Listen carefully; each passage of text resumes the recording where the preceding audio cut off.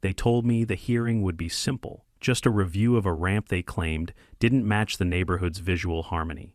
The demand was denied before the meeting even started. The same person who pushed that demand also oversaw the space where the hearing took place, the one room in our community where authority believed it couldn't be challenged. That was the moment the situation shifted. What happened next wasn't an argument, or a misunderstanding, or a disagreement about construction. It was a demonstration of how power behaves when it assumes it controls every door, every rule, every inch of ground. When authority expands unchecked, it stops asking. It starts declaring. It uses process as a weapon and confidence as a shield. But every structure has a load limit. Every system reaches a point where the weight of its own behavior causes the first crack. This story is not about the ramp. It's about the strain that appeared when someone tried to enforce control in a place where it didn't actually exist. The hearing ended, but the consequences did not. That room was only the beginning. Linda Patterson, president of our HOA board, walked up my driveway like she already owned the concrete beneath her heels. She didn't knock. She didn't greet me. She pressed a violation notice against my chest the second I opened the door, her arms stiff, her jaw tight, her eyes already drifting past me toward the hallway where my son's chair waited. "This structure isn't compliant," she said, tapping the paper like a judge laying down a sentence. "Remove the ramp by the end of the day. Fines start tomorrow." Her timing was deliberate. She always showed up early, before most neighbors were awake, so the street would be empty and her authority would feel larger. She expected me to stutter, or apologize, or explain myself. I didn't. I built emergency access systems for hurricane response hospitals, I told her. That ramp is safer than your car, your sidewalk, and every staircase in this community. The words landed harder than I intended. She blinked once, recalibrating. She had expected a homeowner, not a man who understood safety codes better than her entire board. For a moment her certainty cracked, then she forced it back into place. "You didn't request approval," she said. "I sent medical documentation." "You didn't request approval," she repeated, as if the phrase itself carried legal force. I stepped forward so she had to tilt her chin up. "My name is Daniel Mercer. This is my home. That ramp is the only way my son gets inside it. If you think removing it is an option, you've misunderstood more than the rules." Her gaze flicked again toward the hallway. She wanted to see the boy she was inconveniencing. She didn't. Ethan had rolled himself just out of sight, pretending to organize school papers he no longer needed because he couldn't attend in person. The ramp wasn't lumber and screws to him. It was independence measured inch by inch. He'd practiced on it every morning, whispering the count of each movement under his breath like prayer. He needed that ramp more than he needed half the equipment in his therapy center. Linda straightened, reclaiming the brittle confidence she wore like armor. "Your disciplinary hearing is tomorrow. Clubhouse, 9 a.m. She walked away with the posture of someone who believed decisions were made the moment she announced them. Her SUV pulled off without hesitation, leaving the violation notice fluttering against my hand.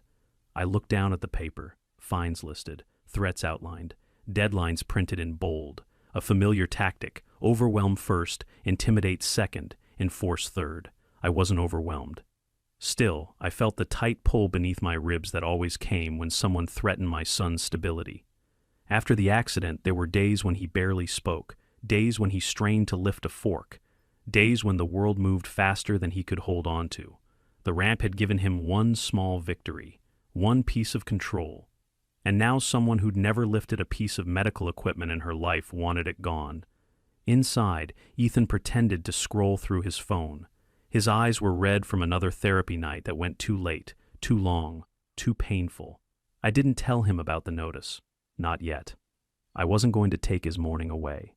By noon, another envelope arrived. Then another. 3 total. Fines stacked with clinical efficiency, as if repetition could turn nonsense into law. I took them to work with me. The job site smelled like cut metal and wet dust. My foreman glanced at the envelopes but didn't ask. He knew that look on my face, the one that meant something crossed a line. During lunch, the therapy center called. The receptionist's voice dropped. "Your HOA came by. They asked whether your son really needed the ramp." They mentioned compliance forms. A cold, sharp pressure settled in my chest. They weren't just challenging the ramp. They were probing the legitimacy of my son's disability itself. That evening, while Ethan completed his breathing exercises, I filled out a formal accommodation request with supporting documentation. I scanned, uploaded, and sent it to the board. The confirmation email hit my inbox at 8:12 p.m. At 8:14 p.m., another notice arrived, scheduling the disciplinary hearing. Ridgeview Lakes Estates clubhouse always felt theatrical, columns too large, doors too heavy, rooms designed to amplify the voice of whoever sat at the center table. A place built by people who wanted authority to echo. I stood in the doorway the next morning, Ethan beside me, his hands trembling slightly against his wheels. I rested mine on his shoulder. His body relaxed beneath the pressure. "Where are you watching from?" I asked the recording camera on my phone, more out of habit than anything else. Someone, somewhere, would eventually hear this. They always did after the damage was done. The room hushed. Board members straightened. Linda lifted her chin like a magistrate preparing her verdict. And the door behind us opened the moment everything began to unravel. The door behind us closed with a soft, final click, and every head in the clubhouse turned toward the sound. Thomas Patterson entered like he'd been waiting for a stage cue, broad shoulders, clenched jaw, eyes scanning the room as if he needed an audience before anything counted. He took a place along the back wall, arms crossed, claiming the space like a bouncer guarding a bar he didn't own. Ethan stiffened beside me. I felt it through the lightweight aluminum of his chair. His breathing hitched, shallow and quick. The room wasn't loud, but it felt loud, papers shuffling, pens clicking, the scrape of a chair leg on polished wood, all of it stacked on top of him like weight. Linda called the meeting to order with a tap of her pen, pretending she didn't see her husband glowering behind her. She always pretended. That was her version of control. "This hearing is about the unauthorized construction at the Mercer residence," she began. Her voice had that crisp, curated tone people use when they want their authority to feel self-evident. The ramp violates aesthetic uniformity and was installed without proper approval. I stayed standing. Federal accommodation law overrules aesthetic preferences. The board received medical documentation. She smiled like I'd said something adorable. The board will decide the relevance of any documents. There it was, the first crack, a quiet disrespect for the very laws that limited her power. Part of me wanted to argue, to dismantle her logic piece by piece. But I knew better. You don't stop a storm by shouting at clouds. You track its movement. You get ready. The victory strategy had already begun in silence. The door opened again. A few late arrivals slipped in, residents curious enough about the escalating feud to watch but not enough to intervene.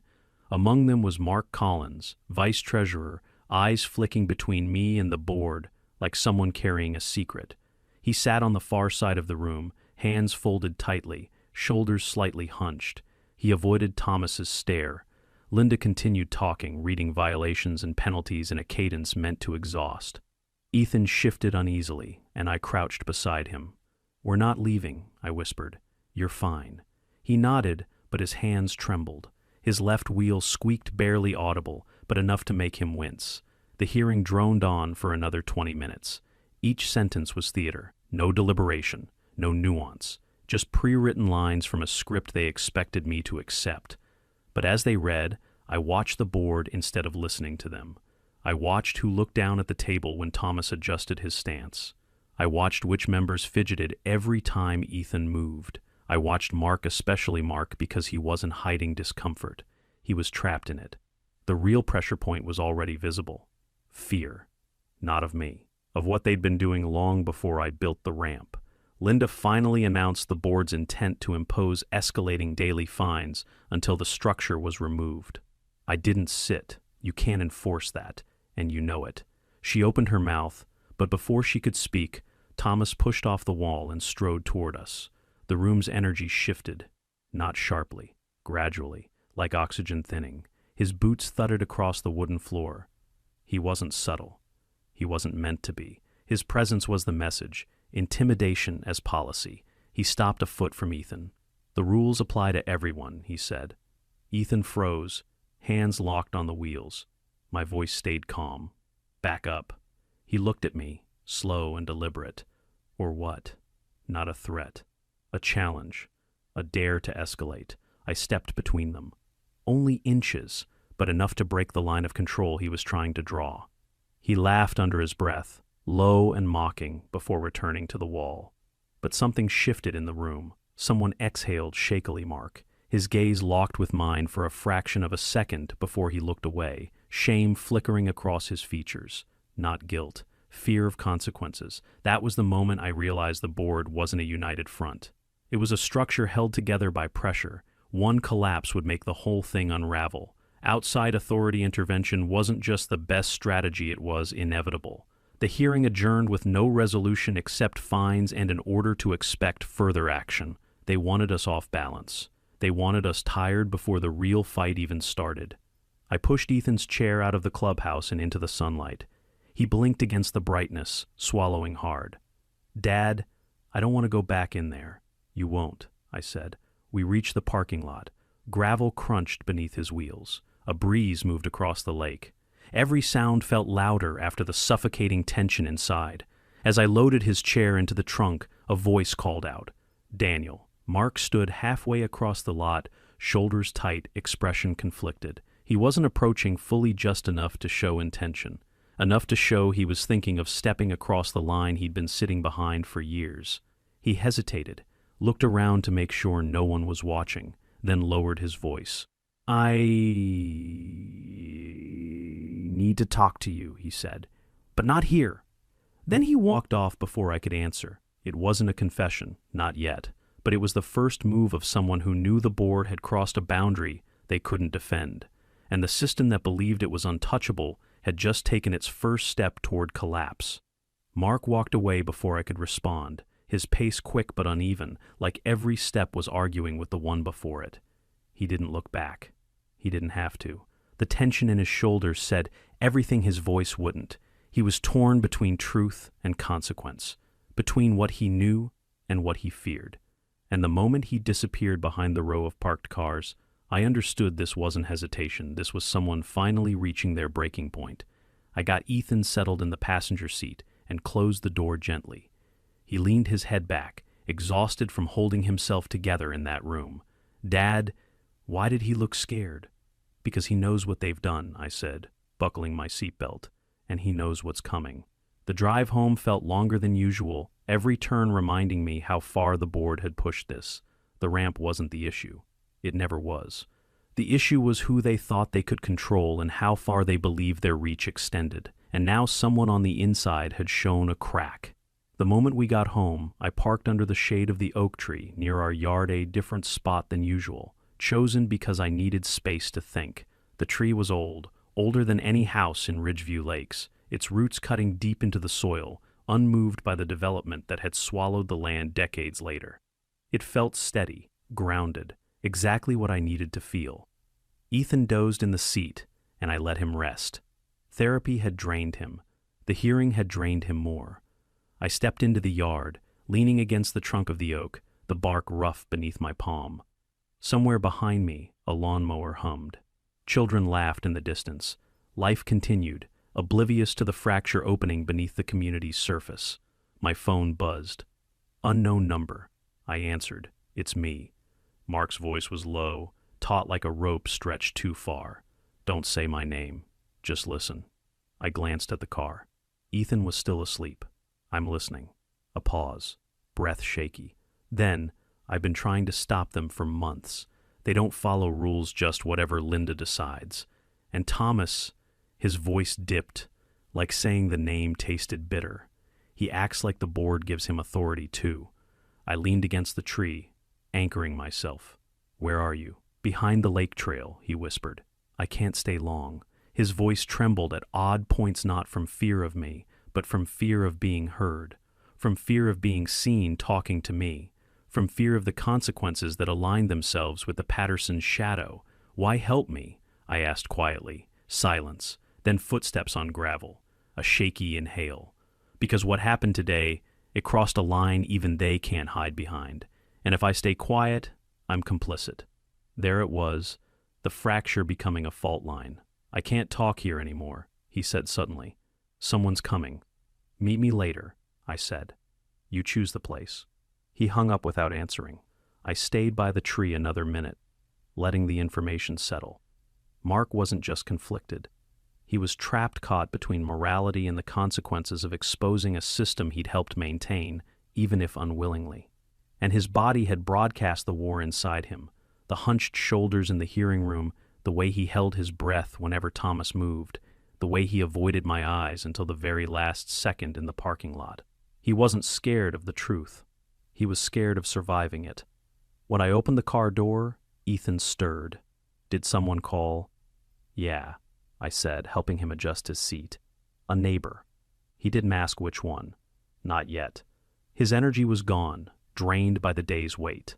We spent the next hour inside, moving through the quiet routine that kept his world predictable: medication, stretching, slow, careful steps with my arm around him.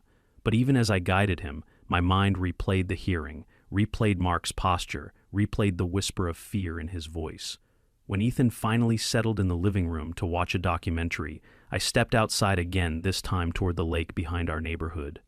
The wooden deck creaked beneath my shoes, the water shifting gently beneath the boards.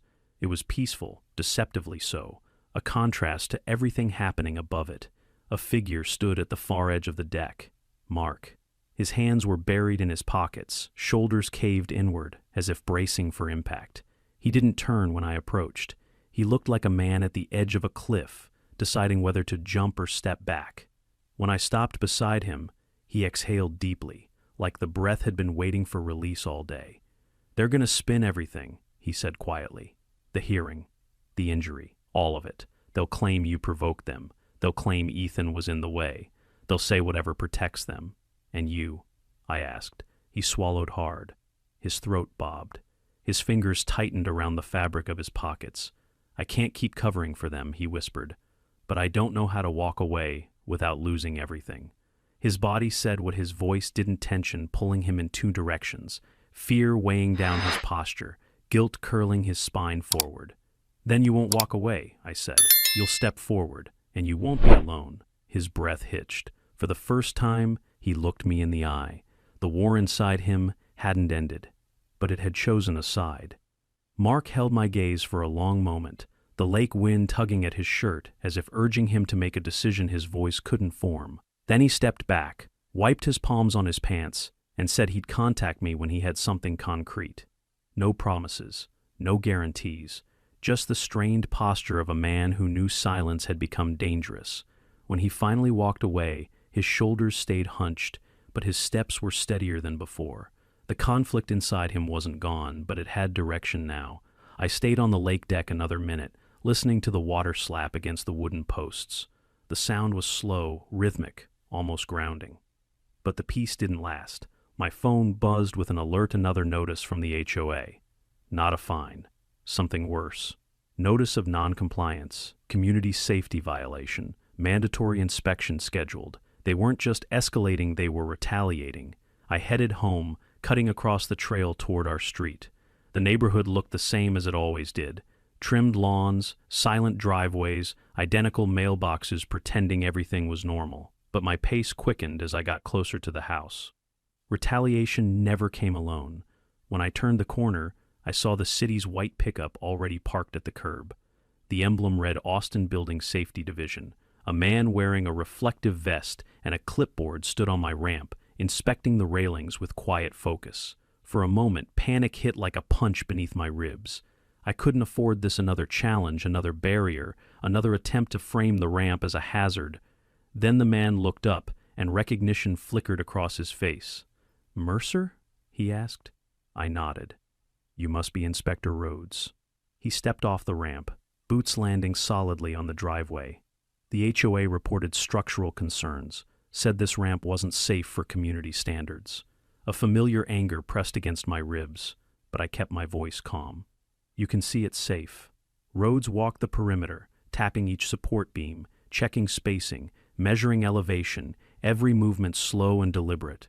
His brow furrowed not in concern, but in confusion. "This is overbuilt," he said finally. "In a good way. You used commercial-grade anchors. I designed it for my son," I said. He nodded once, as if that explained everything, and in a way, It did. Mind if I check the house exterior? He asked. Go ahead. While he worked, I opened the front door. Ethan sat at the dining table, a workbook open but untouched. His eyes searched my face immediately. Dad, is it bad? I knelt beside him, squeezing his forearm gently. No, this isn't a punishment. It's procedure. What if they make us take it down? They won't, I said. Not anymore. Because now I had something the board didn't expect, an outside authority stepping onto their carefully controlled ground. The victory strategy had moved forward without me forcing it. It was unfolding naturally, one inspection at a time. Rhodes finally finished, walked toward me, and lowered his voice. The HOA files a lot of complaints. That doesn't surprise me. It should, he said. Most neighborhoods generate one complaint every few months. This community sends dozens, and they all look— He hesitated, searching for the professional word. Targeted. His tone wasn't hostile. It was investigative, curious, and that curiosity was the first step toward jurisdiction that didn't belong to the HOA. He signed his report on the hood of his truck. I'll file this today. The ramp stays. Relief washed through me, but only for a moment. Because as Rhodes climbed into his truck, another figure appeared at the end of the street. Linda. Of course she showed up. She always appeared when she felt control slipping, when she sensed something shifting where she couldn't reach. Her car rolled up beside Rhodes's truck. She didn't get out. She didn't need to. She lowered the window just enough for her voice to carry. I hope everything is satisfactory, she said, her tone sugary and venomous all at once. We take community safety very seriously. Rhodes gave her a polite nod but didn't smile. The structure is safe, exceeds requirements. I watched her jaw tighten, a small, controlled movement too small for the untrained eye. But I'd spent my entire career reading the little signs in buildings, the subtle shifts that warned of impending failure. This was one of them. When Rhodes pulled away, Linda finally stepped out of her car, heels clicking sharply on the pavement. This isn't over, Daniel. You can't bend the rules just because you know how to build things. I stepped closer, lowering my voice so Ethan wouldn't hear. I didn't build the problem, Linda. But you did, and it's starting to show. For the first time since this began, she didn't have a response ready. Her lips parted, then closed again, a pause long enough to reveal uncertainty. She turned sharply and walked back to her car. The threat wasn't gone, but now it had competition. And competition scares people who depend on control. Inside the house, Ethan waited. Are we okay? We're better than that, I said. Someone outside this neighborhood just saw them for who they are. He exhaled slowly, the tension in his shoulders fading for the first time all day. Outside, Linda's engine revved. Inside, the first real momentum toward justice had begun. Linda's engine finally faded down the street, but the tension she left behind settled over the house like humidity before a storm. Ethan watched her car disappear through the window, his fingers tightening on the armrest of his chair. He didn't say anything he didn't need to. The questions were written all over his face. I closed the blinds halfway, letting the light in without the sight of her car lingering in his mind. You're safe, I told him. She can't touch the rack now. He nodded, but the line of worry across his forehead didn't fade. I didn't push. Some fears take time to unwind. After getting him settled with his schoolwork, I stepped into the kitchen and opened my laptop on the counter. A notification flashed across the screen, an email from the city's building safety division confirming that Rhodes had filed his inspection report. Clear, compliant, closed. A small victory, too small to celebrate, but important enough to mark a shift. Still, I knew the HOA wouldn't stop. They never stopped. Retaliation was a pattern, not an exception, and if they couldn't attack the ramp, they'd find another angle. Maybe utilities, maybe property lines, maybe outrageous claims about community disruption. It didn't matter. The pattern was predictable because people like Linda believed authority meant immunity, which was exactly why outside authority was the path forward. I opened a new browser tab and searched for the information I knew needed to come next, not as a weapon, but as preparation. ADA guidelines, Fair Housing Act protocols, municipal oversight processes. I wasn't looking for loopholes. I was looking for obligations, ones the HOA had violated long before they came for me. Halfway through my reading, my phone buzzed again. Another unknown number. I answered cautiously. "This is Daniel." A woman spoke. Professional, crisp, controlled. "Mr. Mercer, this is Assistant District Attorney Alvarez. My office received a police report involving your son. I'd like to schedule a time to speak with you." My breath stalled. "Of course. When?" "Now," she said, "if you're available." I glanced toward the living room, where Ethan was quietly reading. "I can step outside." "Good." I'm on the sidewalk. I froze for half a second before moving. I stepped onto the porch, and there she was, dark blazer, leather folder, expression carved from calm intention. She didn't look like someone investigating a neighborhood dispute. She looked like someone who arrived when the stakes were already higher than anyone wanted to admit. "Mr. Mercer," she offered a firm handshake. "Thank you for speaking with me, of course. What do you need?" She opened her folder, but didn't look at it. "Your son's injuries are significant. We're treating this as a felony assault." Hearing it phrased so plainly, felony assault hit harder than I expected. The words were weight, heavy, unavoidable. Final. "We're also aware the incident occurred during an HOA disciplinary hearing," she continued. "That complicates jurisdiction." I nodded slowly. "Meaning?" "Meaning if the assault happened in a quasi-official setting, we need to determine whether negligence extends beyond the attacker, Thomas, but also Linda, the board, the structure they built around themselves." Alvarez studied me. Were there signs the board anticipated tension? I thought of Thomas glaring across the room. I thought of Linda ignoring every warning sign. I thought of the way the room tightened seconds before everything collapsed. "Yes," I said, "they knew." Her jaw tightened almost imperceptibly. "Not emotion analysis, calculation. Would you be willing to give a formal statement?" she asked. "Absolutely." "Good. And Mr." She lowered her voice.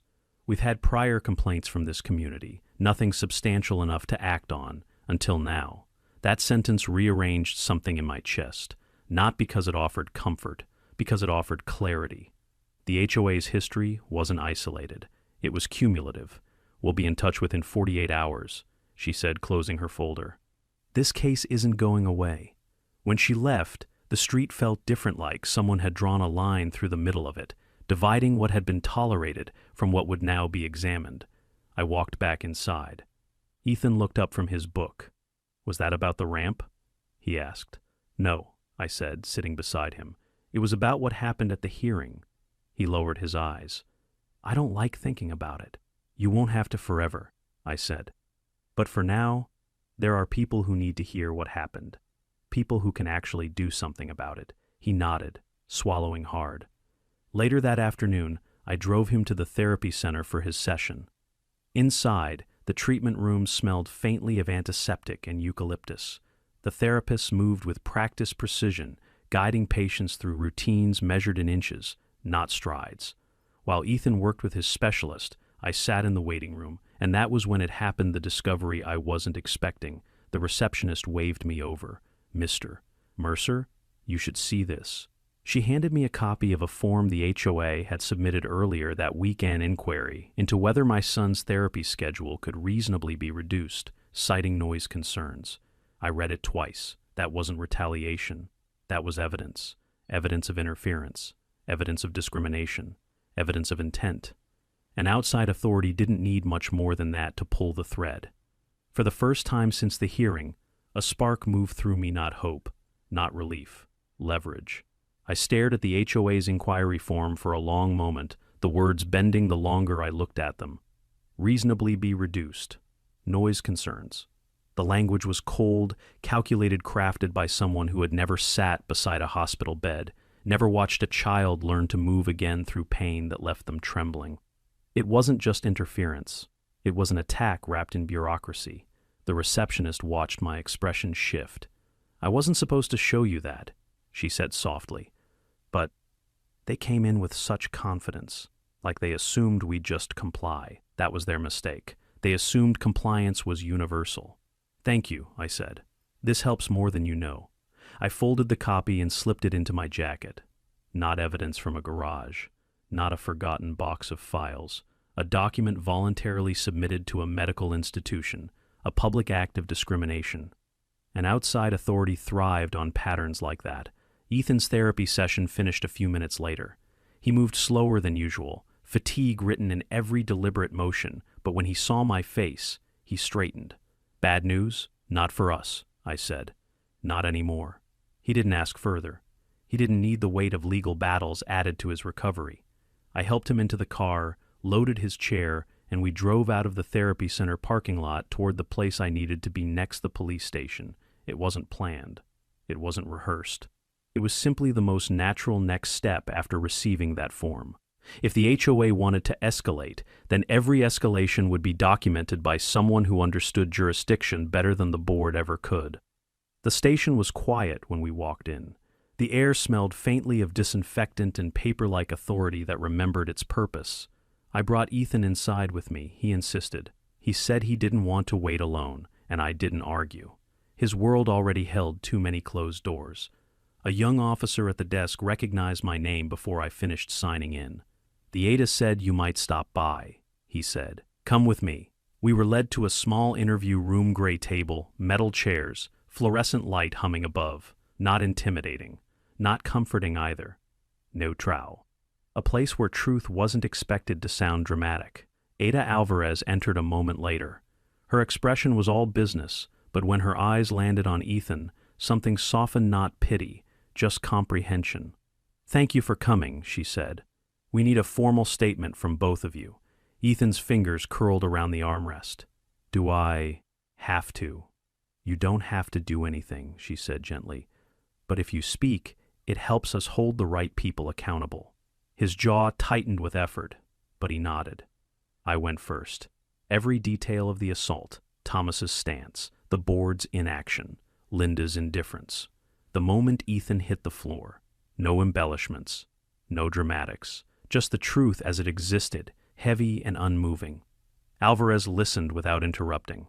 When I finished, she turned to Ethan. "Tell me what you remember." His voice trembled at the start, but as he spoke, something in his posture changed, not strength exactly, but clarity. He remembered falling. He remembered the sound of his chair tipping.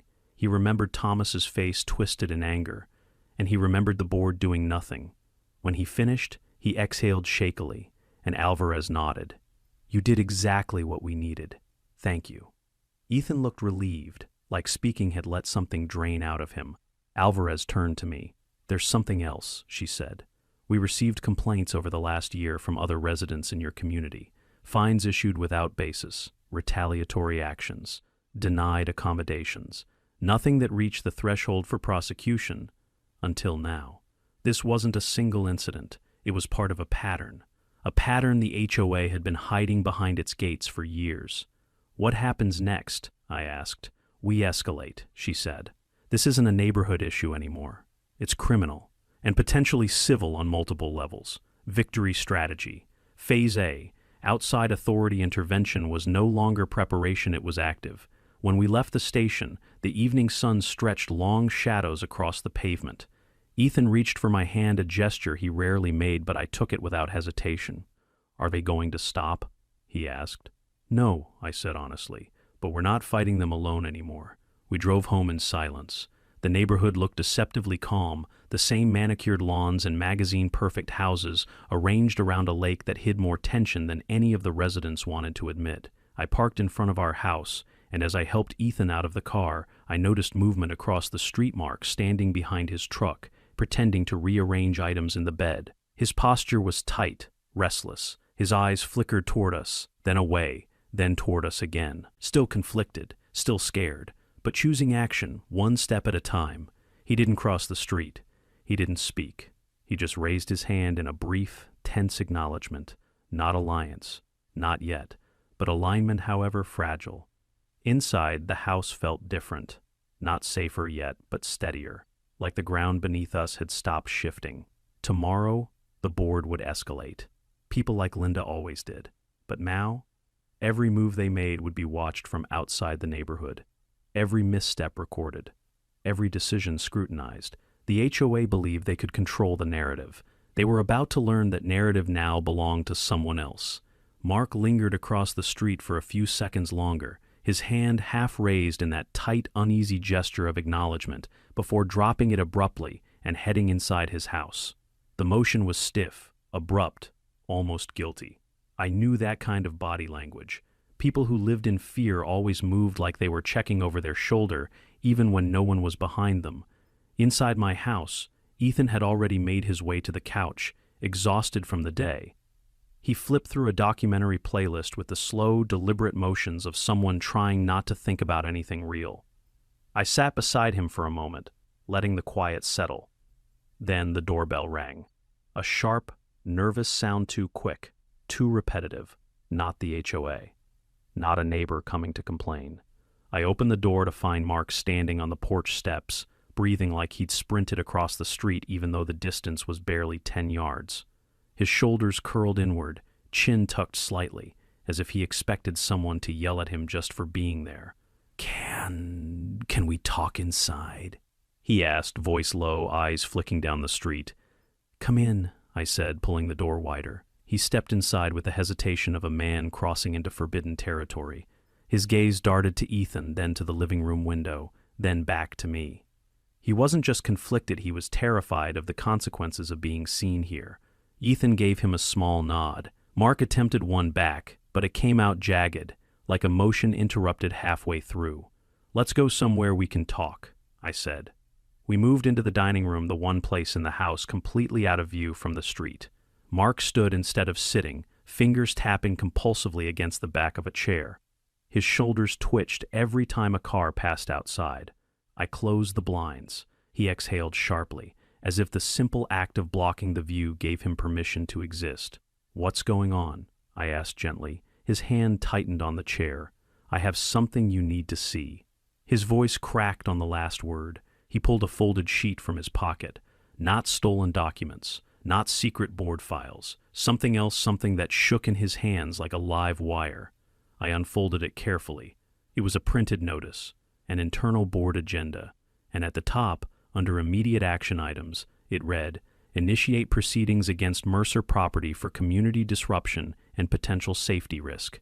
Explore options for restricting external complaints and minimizing public exposure." My grip tightened on the page. "They're preparing retaliation for going to authorities." Mark nodded once, throat tight. "They've been doing things like this for months." Finesse. Threats. Selective enforcement is what they call it when they talk privately. You've heard them? His shoulders rose in a small, miserable shrug. "They don't stop talking when I walk in. They think I'll never say anything." He paced in a tight circle, rubbing the back of his neck. I tried to ignore it. I told myself it wasn't my place. "But after what happened to your son," his voice broke again. "I can't pretend anymore." This was the moment the conflicted witness finally stepped across the line. "Mark," I said slowly, "if you come forward, it changes everything." His breath hitched. "I know." He wiped a hand across his face. "I also know what the board will do to me. Linda will freeze me out.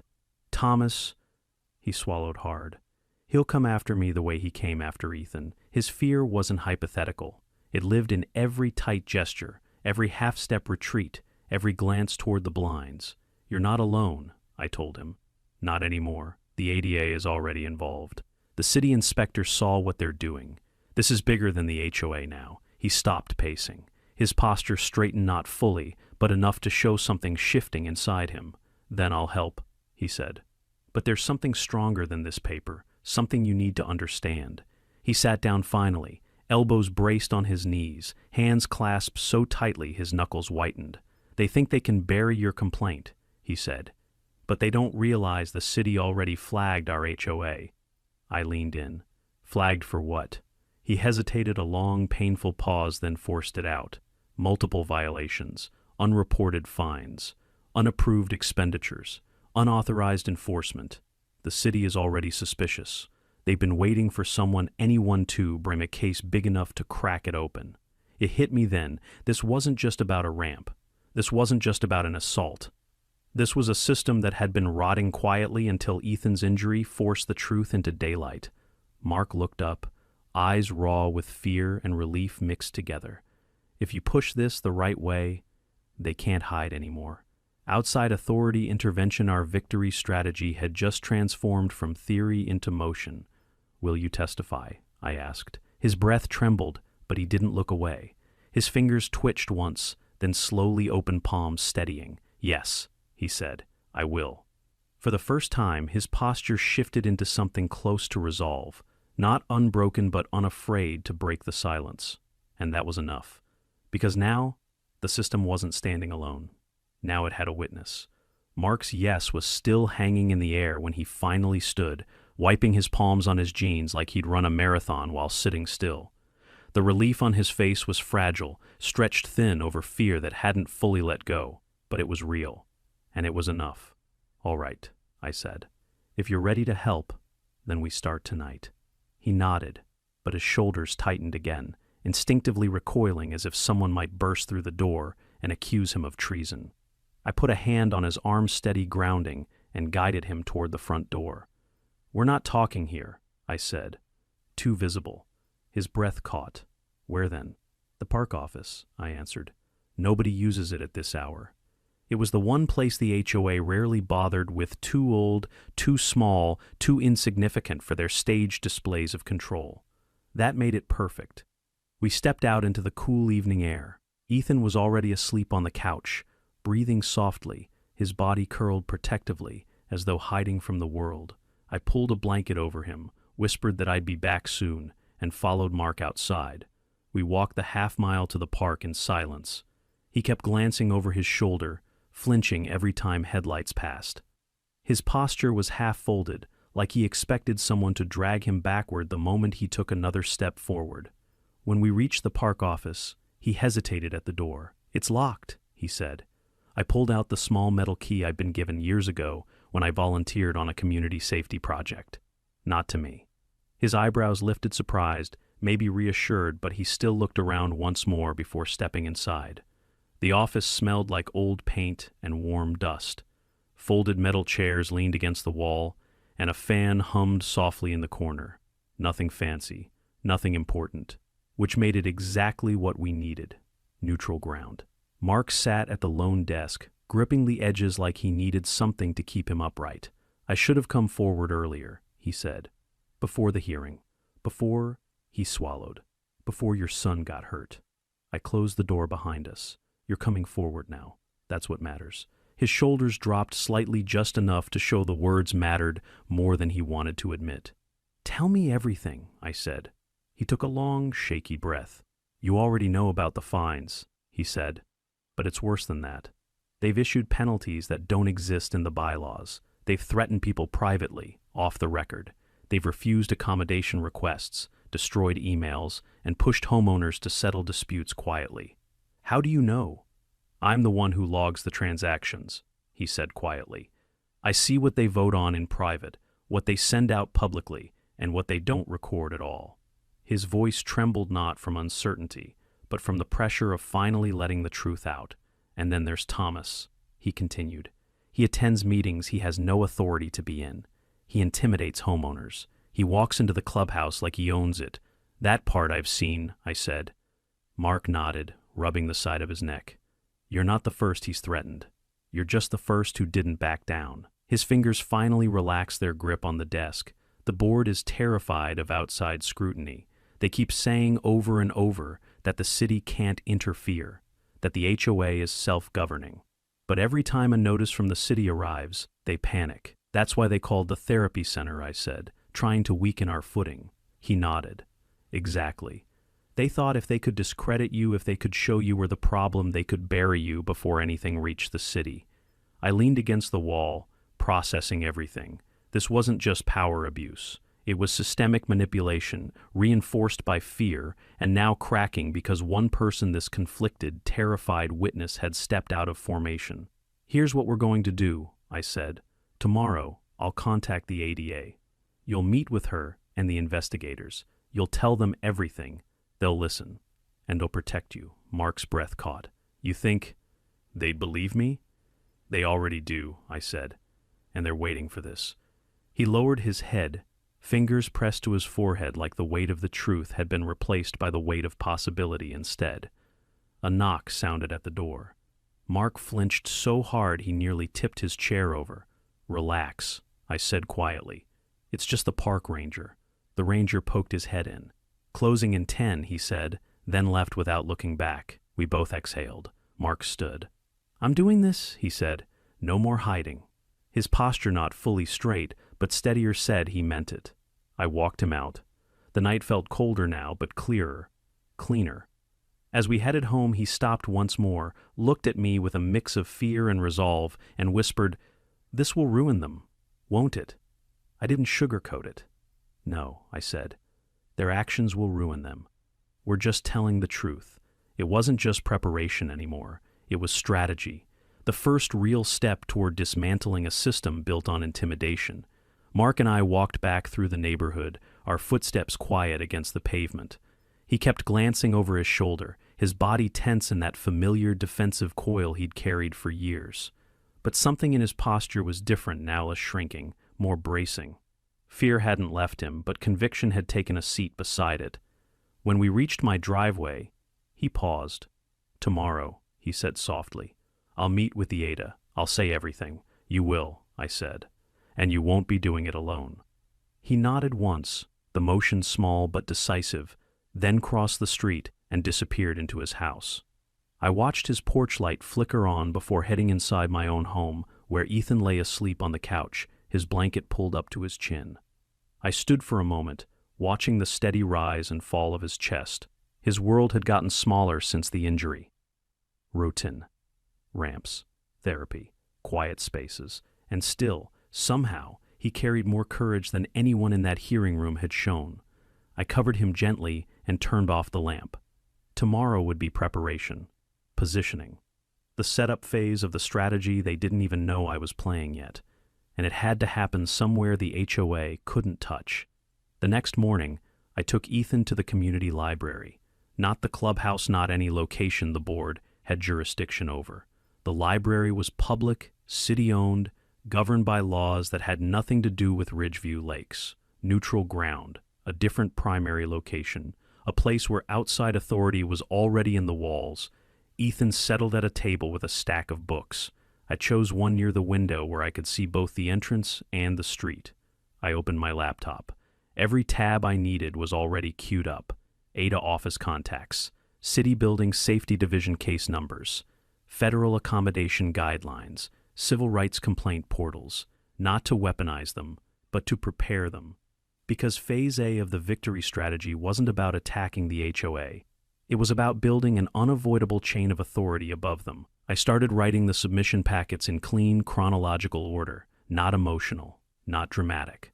Just facts aligned with statutes that outranked every bylaw Linda Patterson had ever waved at a homeowner.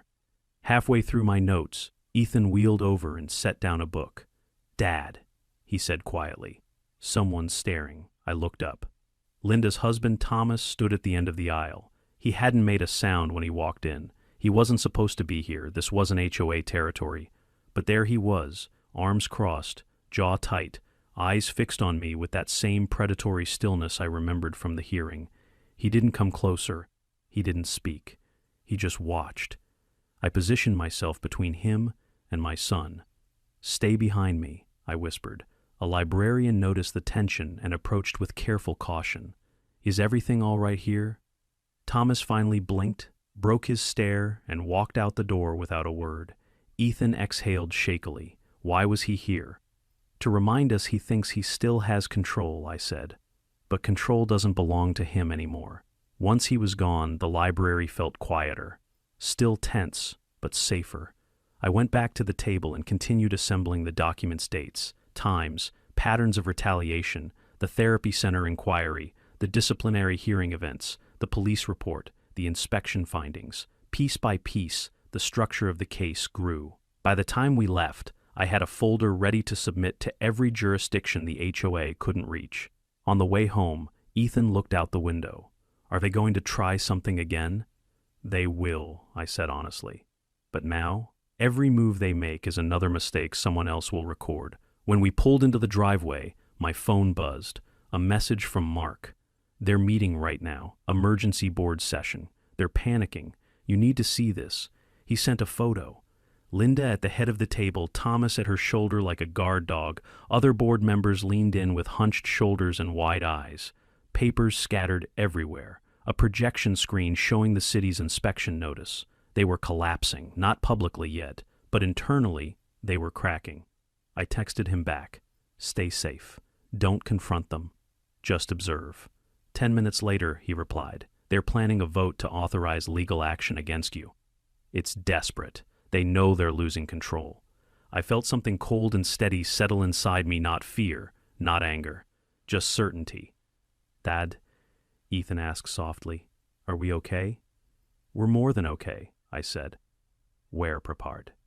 That night, after Ethan fell asleep, I sat at the dining table with the documents spread out before me. Every page represented something the HOA couldn't explain away, something they couldn't rewrite, something they couldn't control.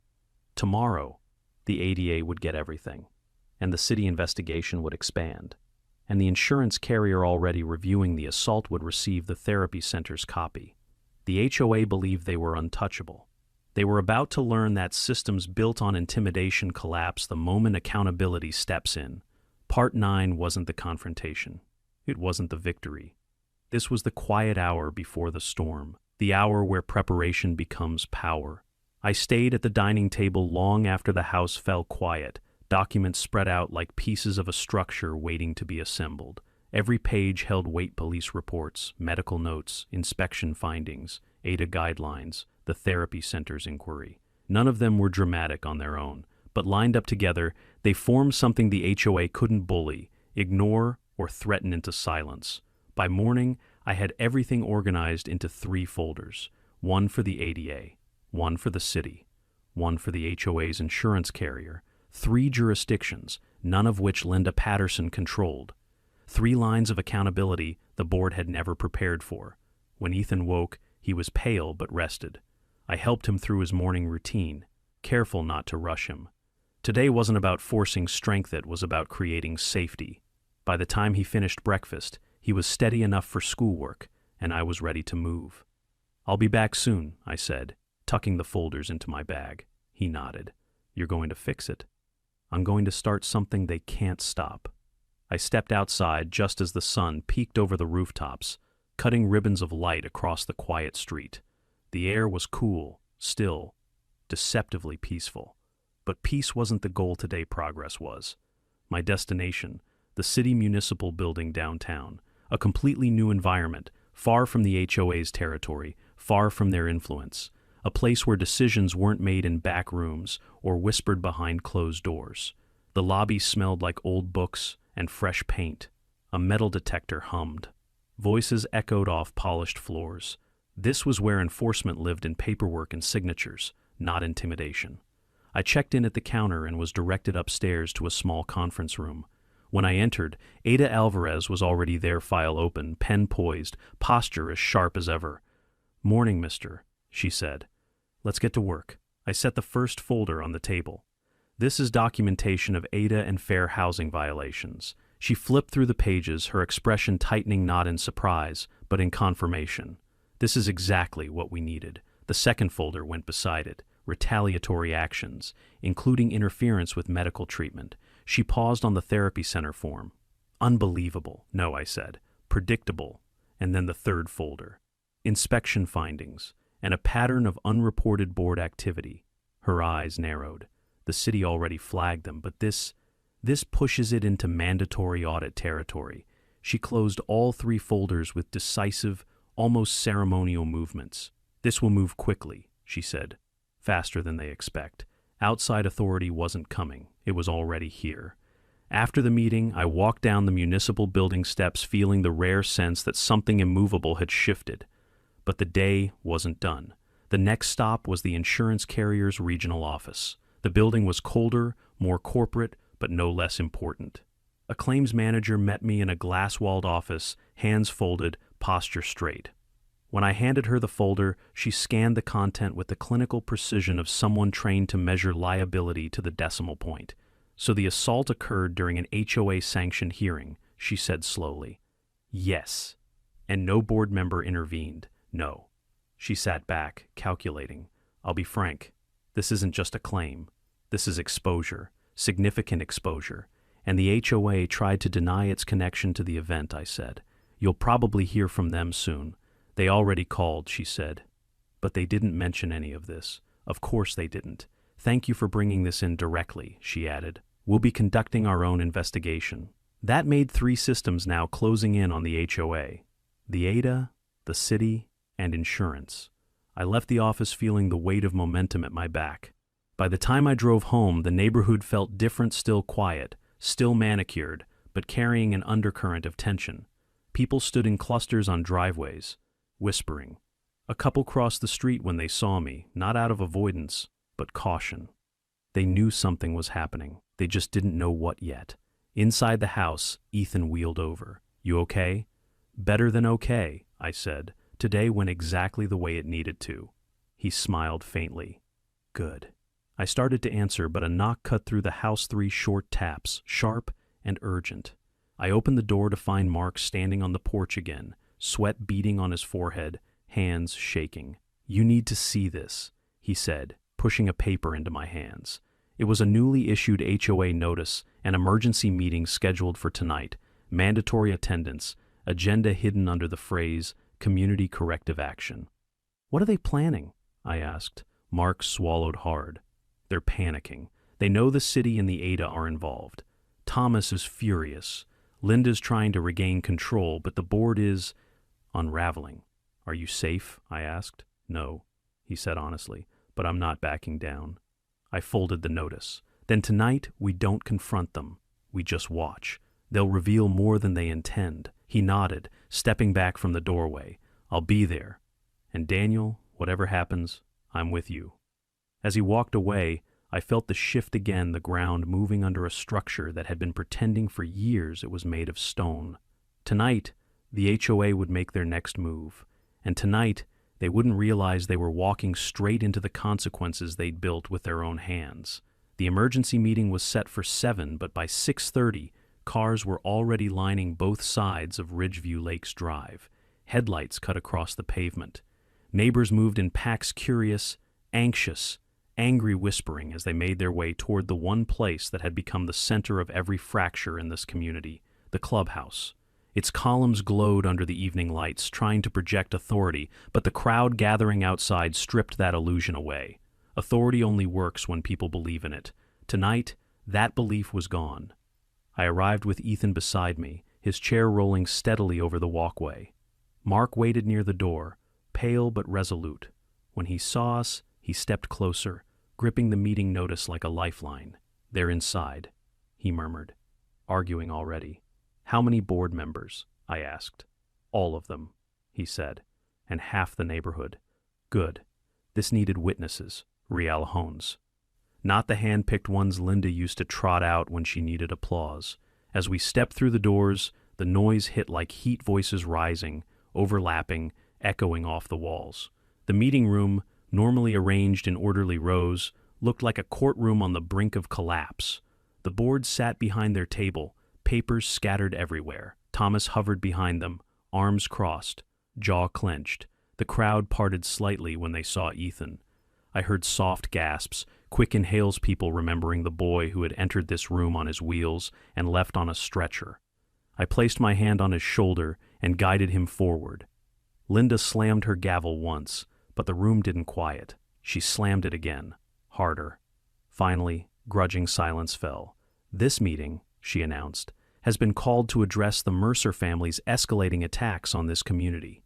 A ripple of disbelief moved through the crowd. Attacks? They were really going with that. I didn't speak.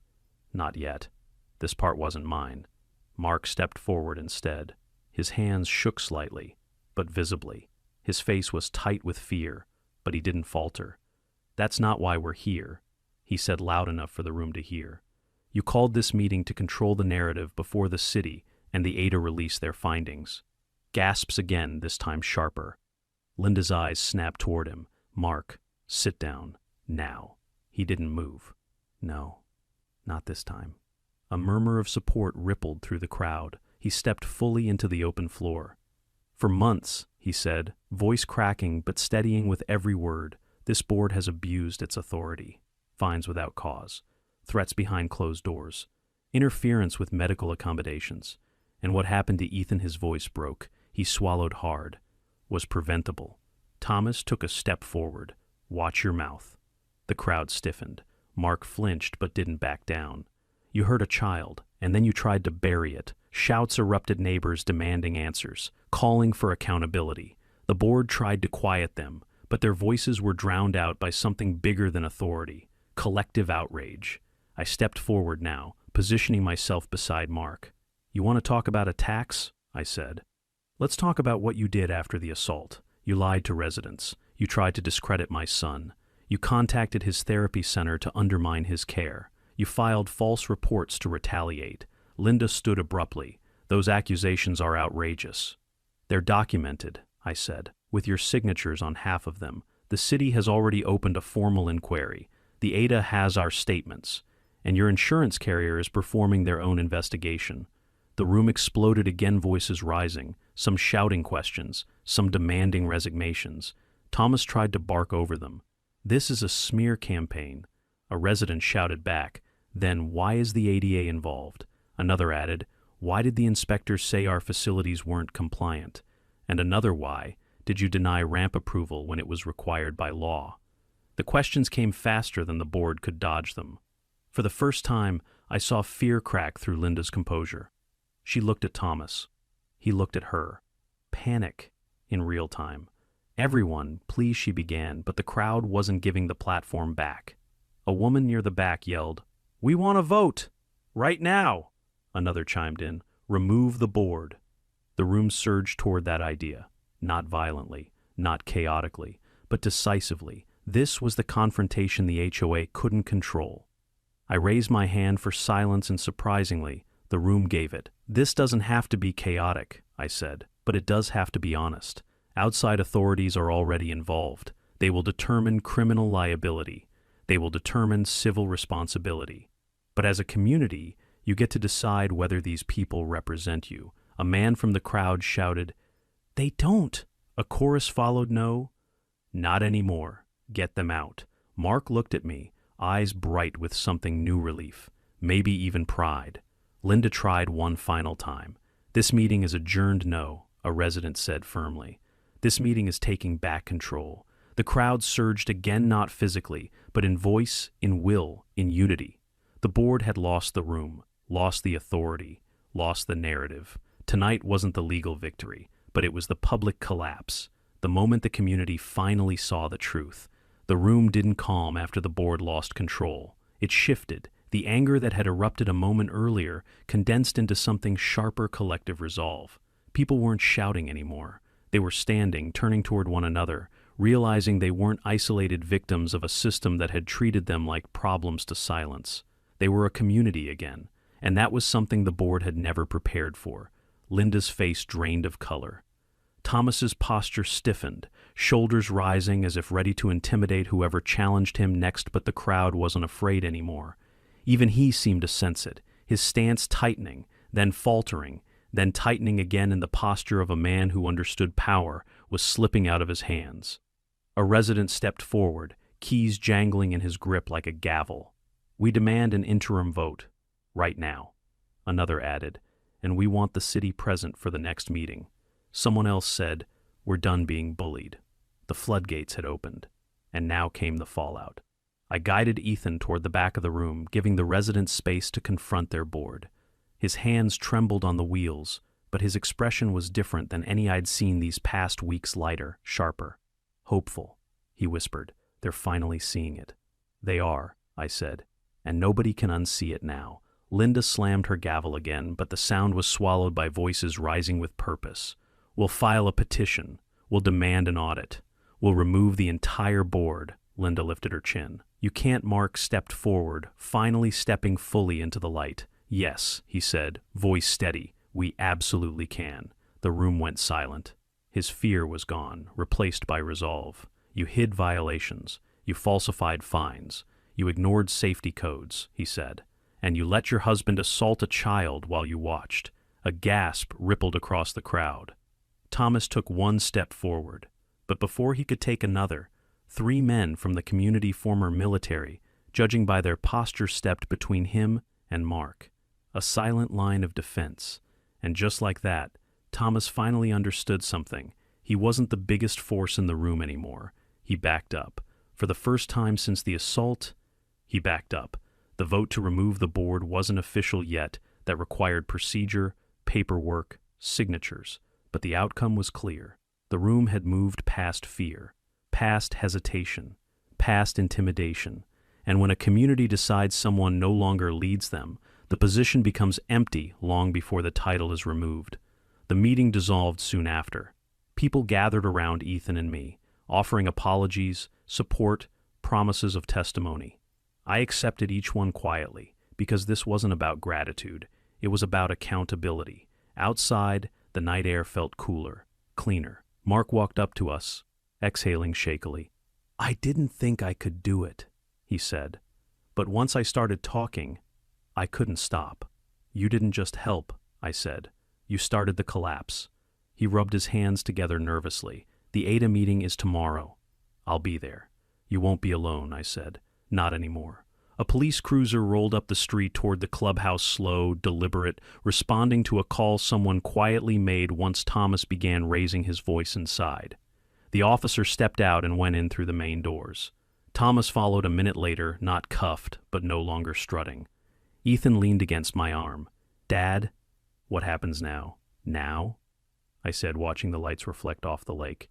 "Now the truth takes over." And it did. Within 30 days, the HOA filed charges. The city suspended the board's authority. The HOA's insurance canceled coverage pending an investigation. A court-appointed administrator took control. Residents voted unanimously to remove the old board. Linda resigned before she could be forced out. Thomas faced criminal consequences for the assault. Mark was placed on the interim compliance committee, not because he sought power, but because the community trusted someone who chose courage over silence. And Ethan, his therapy continued. His world grew a little bigger again. And every morning, he rolled down that ramp with a steadier smile. Justice didn't erase what happened, but it rebuilt what the HOA tried to destroy. Tonight, as I sit on the porch watching the sun drop behind the lake, I realize something simple but powerful. Authority only survives when people agree to look away. Once someone refuses, the entire structure has to face itself. If you want more stories of homeowners standing up to HOA tyranny, hit subscribe right now, share your story in the comments, and let me know where you're watching from.